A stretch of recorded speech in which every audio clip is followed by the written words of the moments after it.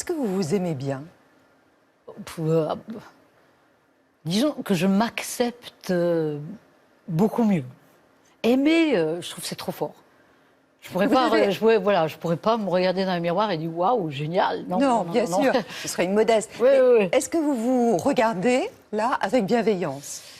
Moi, je trouve ça allait là, parce que c'était pas que les 10 premières années, c'est allé quand même jusqu'à aujourd'hui. Donc ouais, non, je trouve que et Vous puis vous je trouve que préférez aujourd'hui? je trouve que ce que je disais, je le pense toujours. Donc ça, c'est bien. Est-ce que je me préfère aujourd'hui? Ouais, il y a des images que j'aimais pas mal, là. Après, oui, je me préfère aujourd'hui, peut-être parce que j'ai un meilleur regard sur moi.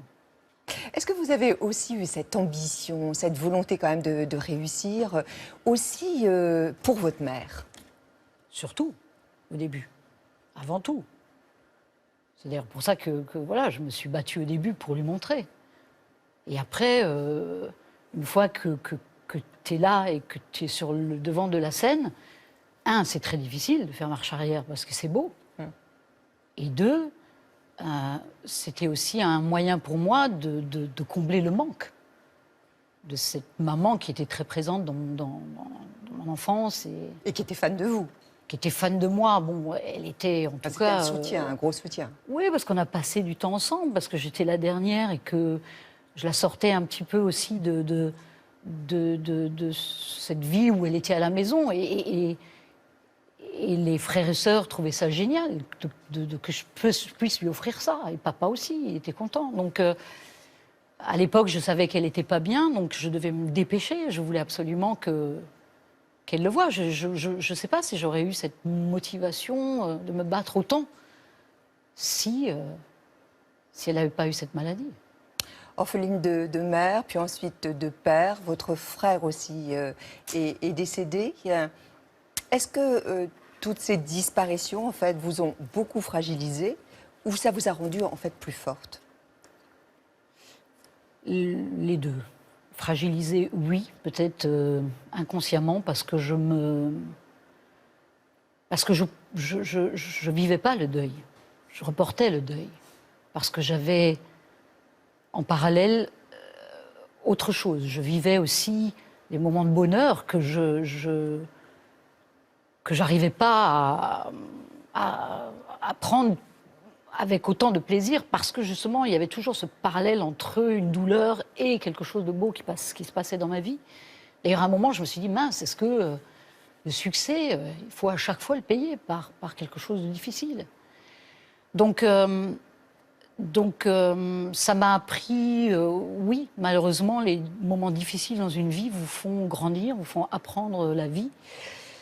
Et si aujourd'hui j'ai voilà, ma façon d'être, mes émotions, tout ça fait partie de ça. Et parce que c'est là, maintenant, la tristesse, je la reportais. Et jusqu'au jour où ça va pas. Vous avez été aidée? J'ai été aidée, mais très, très tard. Parce que c'est très récent, parce que j'ai pas...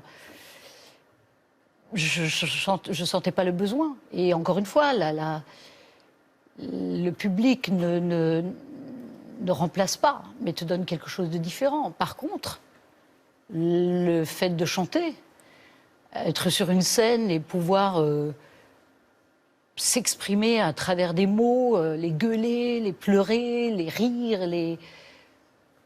c'est pour ça que je sentais pas le besoin. Mais en fait, je pense que sans me rendre compte, c'est non, parce que on fait des choses, c'est extérieur, mais à l'intérieur, est-ce qu'on exprime bien, est-ce que c'est vraiment donc apparemment non. Donc après, voilà, ça a quand même presque mis 30 ans jusqu'au jour où j'ai vécu, voilà, je dirais que ces 10 dernières années, il y a eu beaucoup de moments. Émotion à travers une autobiographie, à travers un film où je jouais la maman qui perd sa fille, à travers l'hommage à Édith Piaf. Et où tout d'un coup, après, c'est peut-être aussi le temps qui passe, c'est plein de choses. Et là, voilà, il y a un moment, ça ça pète. Voilà. Qu'est-ce que vous diriez à ceux, à celles qui nous regardent ce matin et qui connaissent comme ça ce vide abyssal? Qu'est-ce que vous leur donneriez? C'est pas un conseil, mais vous diriez, allez, comment on s'en sort de ça?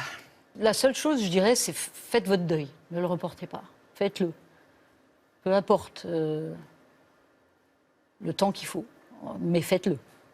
Parce qu'à un moment ou un autre, c'est enfui et ça vous empêche de respirer profondément et ça vous rattrape.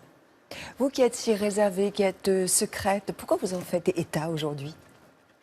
J'en avais parlé quand même un petit peu dans une autobiographie, avec discrétion, parce que c'est vrai, j'aime pas trop étaler les choses comme ça, mais à l'époque, j'avais fait ça avec Sophie Blandinière, que je disais la plume de l'autobiographie, et c'était un partage de femme à femme, quoi. On parlait de la vie, des choses. Et déjà ça, à l'époque, je me souviens, j'avais dit tout le monde devrait se faire écrire un livre sur sa vie parce que ça fait du bien. C'est une thérapie. Voilà. Après, aujourd'hui, pourquoi je parle de ce moment difficile que j'ai eu il y a 2 ans? Parce qu'il a enfin, complètement changé ma vie, non, mais il m'a complètement changé la vision que j'avais de moi-même. Et c'est tellement important parce que je le ressens dans plein de choses. Il y a beaucoup moins de doutes, ça me facilite la vie, quoi. Et même dans mes choix, dans ma façon de chanter, dans ma façon d'être avec les gens. Et j'aurais préféré vivre ça il y a 10 ans. Après, bon, c'est pas grave. J'ai tellement encore de belles années devant moi. Donc, mais c'est pour ça que j'en parle, parce que la base de ce nouvel album est là.